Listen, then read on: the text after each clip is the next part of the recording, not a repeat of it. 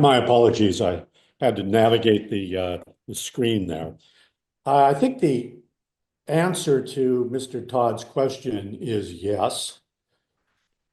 The obvious infiltration that has occurred during the Biden administration, including the appointment of individuals who are clearly sympathetic to the Iranian regime, will be rectified.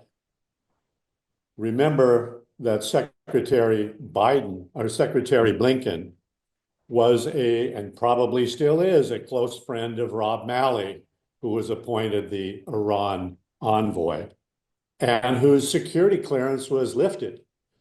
We still don't have all of the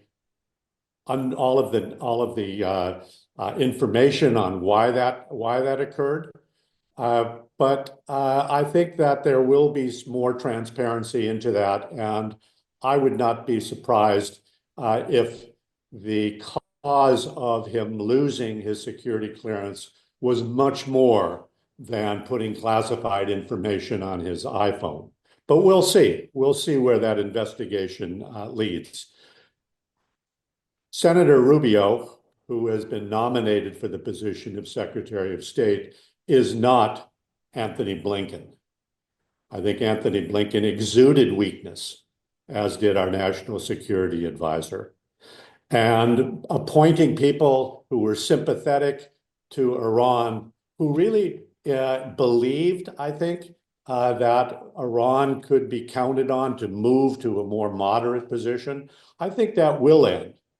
Secretary of State Rubio, if again, once confirmed, I think has a very firm understanding of Iran, not just its nuclear program, but also the human rights situation. And he has been a fighter for human rights for many, many years in the Senate.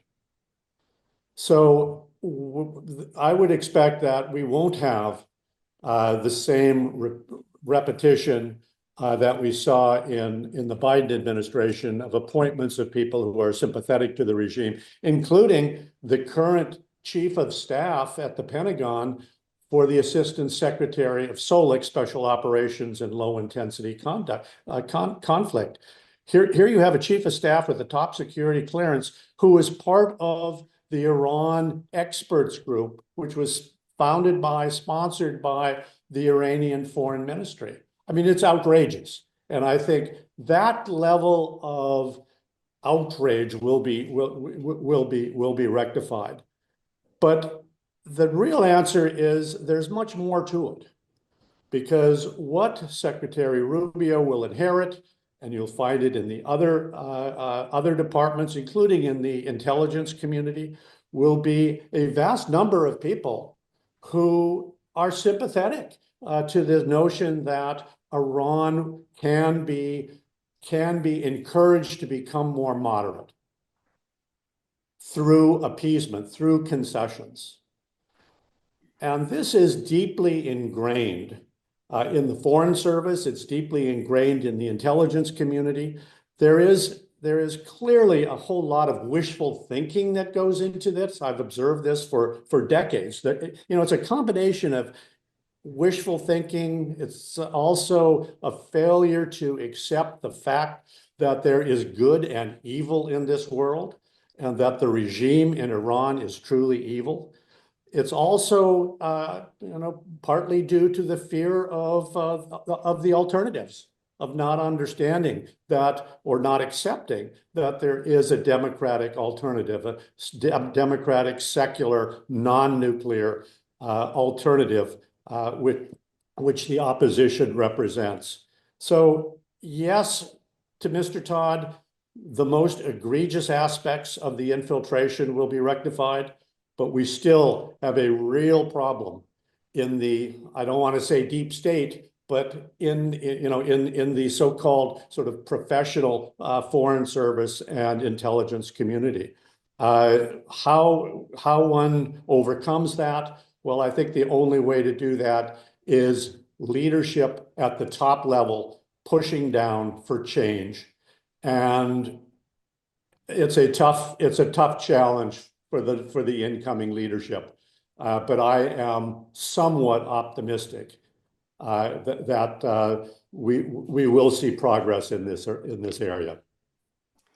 Ambassador Joseph, on these points, is there an understanding, an appreciation by incoming officials that a principal focus of this suspected infiltration has been to demonize the principal opposition, namely the MEK, the PMOI, and the NCRI?